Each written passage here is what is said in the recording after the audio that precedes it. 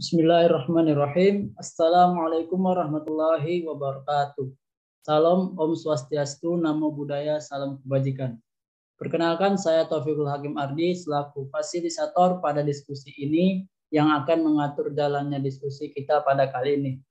Nah, diskusi kita ini bertema kerukunan umat beragama dan diskusi ini dibuat untuk memenuhi tugas Bahasa Indonesia berupa FGD dari kelas 16 yang dibimbing oleh Bu dosen pengampun yaitu Dr. Anda Nurhayati Arhaq, MHub. Adapun kerukunan antar umat beragama merupakan salah satu modal utama dalam menciptakan kerukunan nasional. Dengan terciptanya kerukunan nasional, maka cita-cita Indonesia untuk menjadi bangsa yang lebih maju dan sejahtera pun dapat terwujud. Oleh karena itu, kerukunan antar umat beragama harus kita bangun dan harus kita jaga. Selanjutnya, baiklah untuk memulai kegiatan FGD ini, saya persilakan kepada peserta untuk memperkenalkan diri masing-masing. Kepada peserta pertama, saya persilakan. Baik, terima kasih. Perkenalkan, nama saya Iga Duyanti dengan NIM 2108011032. Selanjutnya, peserta kedua, saya persilakan. Terima kasih, nama saya Hafiz Muhammad Marpaung, NIM 2103020069. Selanjutnya, peserta ketiga, saya persilakan. Baik, terima kasih. Perkenalkan, nama saya Mutiara Hotmaria Situmorang dengan NIM 2108011109. Baiklah,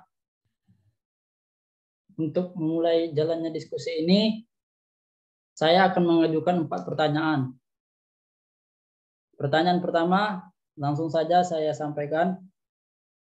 Bagaimana saudara melihat tingkat toleransi di Indonesia ini? Kepada peserta pertama, saya persilakan. Baik, terima kasih atas kesempatannya. Jadi di sini saya memberikan pendapat saya. Dilihat dari data Kementerian Agama, Indeks Kerukunan Umat Beragama tahun 2021 di Indonesia mencapai skor tertinggi dengan 73,39 indikator dan toleransinya sekitar 68,72, kerjasamanya antara 73,41 dan kesetaraannya antara 75,03. Kepada peserta kedua, saya persilakan. Menurut saya, bagaimana melihat tingkat toleransi Indonesia itu, menurut saya tingkat toleransi di Indonesia sudah lumayan baik. Tapi ada beberapa orang yang ingin merusak ataupun membuat kacau keberagaman agama, sementara yang lain sebenarnya harus saling toleransi. Luar biasa sekali jawabannya. Kepada peserta ketiga, saya persilakan. Baik, terima kasih untuk moderator. Menurut saya, toleransi di Indonesia sudah lumayan baik. Namun ada beberapa orang-orang yang menganggap ataupun ingin merusak atau memecah belah toleransi tersebut dengan cara-cara mengadu domba ataupun membuat argumen-argumen palsu yang dapat menjadi salah paham. Terima kasih. Baiklah. Selanjutnya pertanyaan kedua. Bagaimana tanggapan saudara mengenai bangsa Indonesia yang beragam yang menyebabkan gesekan intoleransi semakin tinggi? Kepada peserta pertama, saya persilakan untuk menjawab.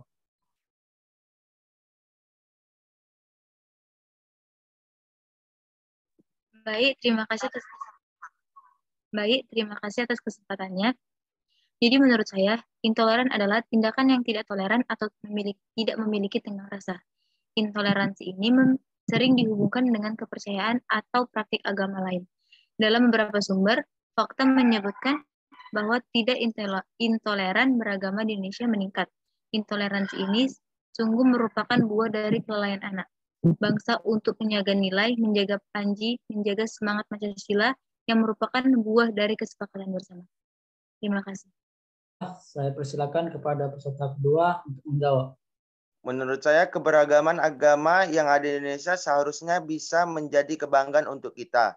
Karena keberagaman agama yang ada di Indonesia seharusnya membuat kita semakin menyatu dalam Bhinneka Tunggal Ika.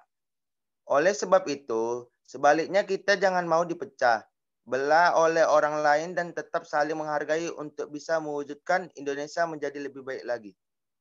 Pada peserta ketiga, saya persilakan untuk menjawab. Baiklah, terima kasih untuk moderator. Menurut saya, keberagaman agama yang ada di Indonesia memang membuat banyaknya intoleran ataupun kasus-kasus yang menjadi pemecah di antara umat beragama di Indonesia. Itu memang sangat benar terjadi.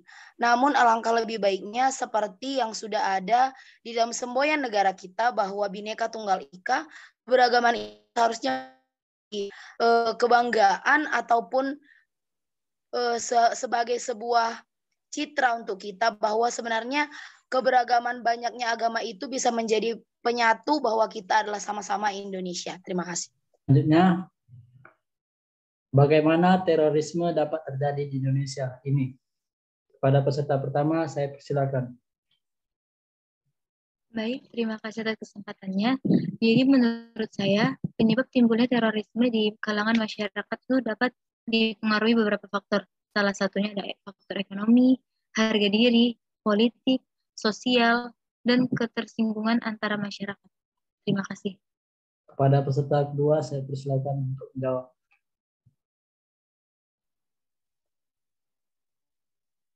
Terorisme terjadi di Indonesia karena berasal dari kebencian. Kebencian disebabkan oleh prasangka terhadap kelompok tertentu atau rasis. Baiklah, terima kasih kepada peserta kedua. Selanjutnya peserta ketiga, saya persilakan untuk menjawab. Baik, terima kasih untuk moderator. Terorisme dapat terjadi di Indonesia pada umumnya itu garis besarnya adalah salah satu adalah karena faktor ekonomi, yang kedua adalah dari unsur kebencian, yang ketiga seseorang ataupun kelompok yang melakukan terorisme sering menggarisbawahi atau mengatasnamakan agama. Karena itu banyak sekali hal-hal terorisme yang terjadi seperti pengeboman di rumah ibadah, mereka selalu mengait-ngaitkan bahwa mereka itu mengatasnamakan agama dalam perbuatannya tersebut. Padahal seperti yang kita ketahui bahwa setiap agama tidak ada yang pernah mengajarkan yang tidak baik. Semua agama mengajarkan yang kebaikan. Terima kasih. Terima kasih kepada peserta ketiga. Selanjutnya, pertanyaan keempat. Dan terakhir, bagaimana pendapat saudara tentang kasus larangan beribadah bagi biksu di Tangerang? Saya persilakan kepada peserta pertama untuk menjawab. Baiklah, terima kasih atas kesempatannya. Jadi menurut saya, itu salah. Karena beribadah bagi pemeluk agama itu wajib. Kita tidak bisa melarang atau mengajak orang lain untuk tidak menjalankan agama atau beribadah. Dan setiap agama itu baik untuk pemeluknya. Apalagi kita tinggal di negara yang beraneka ragam suku, agama, dan bangsa. Bermacam-macam agama yang ada di Indonesia, maka kita harus bisa memahami atau menghargai satu sama lain. Terima kasih. Baik, kepada peserta kedua, saya persilakan. Menurut saya, melarang seseorang menganut dan menjalani agamanya adalah sebuah tindakan yang salah. Karena seseorang berhak untuk menjalankan dan mempertanggungjawabkan keyakinan seperti apa yang dikatakan oleh sila pertama, dan kita harus bisa menghargai perbedaan. Terima kasih kepada peserta kedua. Selanjutnya, peserta ketiga, saya persilakan untuk menjawab. Baiklah, terima kasih untuk kesempatan dari moderator. Menurut saya, kita tidak boleh melarang seseorang untuk menjalankan ataupun melakukan ibadahnya. Karena apa? Karena ibadah yang dianut adalah tanggung jawab kita yang harus kita pertanggungjawabkan atas pilihan ataupun agama yang kita anut. Jika kita melarang seseorang untuk beribadah, sama saja kita tidak patuh kepada sila yang pertama, dan juga kita tidak bisa menghargai ataupun kita memaksakan kehendak kita terhadap orang lain. Terima kasih. Terima kasih kepada peserta sekalian. Jadi kesimpulannya adalah kerukunan antar umat beragama ini sangat penting untuk kita jaga di bangsa Indonesia kita ini. Karena Indonesia merupakan negara yang multi ras, multi agama, dan mempunyai keberagaman yang sangat banyak.